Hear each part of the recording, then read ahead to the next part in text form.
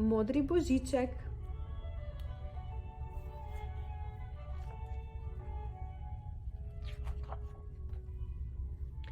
Vsako leto je bilo enako. Ko se je bližal konec koledarskega leta, je bil Božiček preobremenjen z delom in sploh ni vedel, kam bi se obrnil. Letos je spet pridno in trdno delal in njegova lepa obleka je postala vsa umazana. Moral jo bom oprati, se je odločil. Takšen ne morem odpotovati dol na zemljo. Primerilo pa se je, da je jelenček v Božičkovo pralno kad po nesreči zlil črnilo.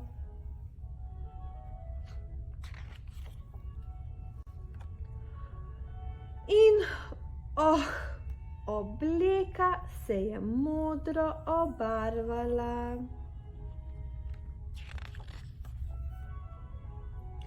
Vseeno jo je Božiček oblekel in odhitel pogledat se v ogledalo. Videti sem kot kakšen mornar, si je mislil. No, vedno sem si želel imeti čoln. Ali ne bi bilo zanimivo, če bi tokrat darila razvozil po morju, rekah in potokih? Tako bi moji zvesti jelenčki lahko preživeli Božič med svojimi domačimi. Božčki, toliko let me že prosijo za to. Božiček je bil morda res že star, vendar še vedno izredno spreten. S pomočjo svojih prijateljev severnih jelenov si je prav hitro izdelal čudovit čoln. In na božični večer so severni jeleni spravili čoln v reko druge severne živali, medvedje, pingvini, kiti, tjuljni pa so jih z zanimanjem opazovali. Čoln je bil zasidran v majhnem pristanišču in Božiček je začel svoj vsakoletni obhod. Snežilo je in bilo je zelo hladno. Brrr. A prav nič ni ustavilo vztrajnega Božička. Želel je dobro opraviti svojo vsakoletno nalogo. Vreme se je poslabšalo in veter se je vlekel vse močneje. Ogromni valovi so dvignili Božičkov čoln in ga z neverjetno hitrostjo odnesli na odprto morje, daleč proč od prijetnega malega zaliva. Nenadoma pa je čoln z gromovitim pokom treščil ob ledeno goro. Božiček ni mogel verjeti svojim očem.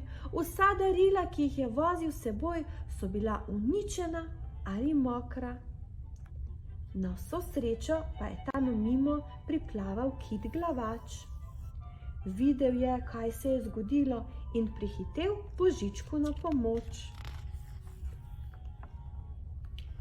Vreme se je počasi izboljšalo in tudi morje se je sčasoma umirilo. Božiček je pobral vse pakete in jih položil v ogromna kitova usta. Morda bo še v redu, si je mislil. V kitovih ustih se bodo kaj hitro posušila.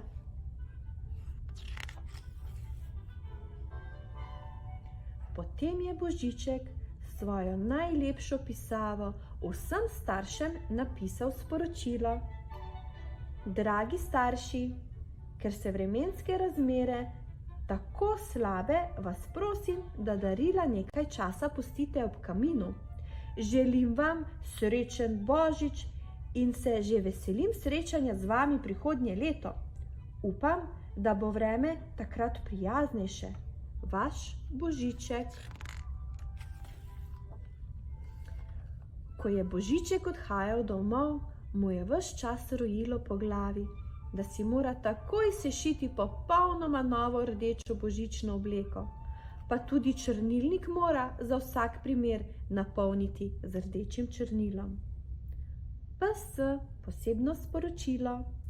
No, in če boste po naključju videli, da vaši starši postavljajo darila h kaminu, bo to prav zaradi tega, ker je bil Božiček oblečen v modro obleko.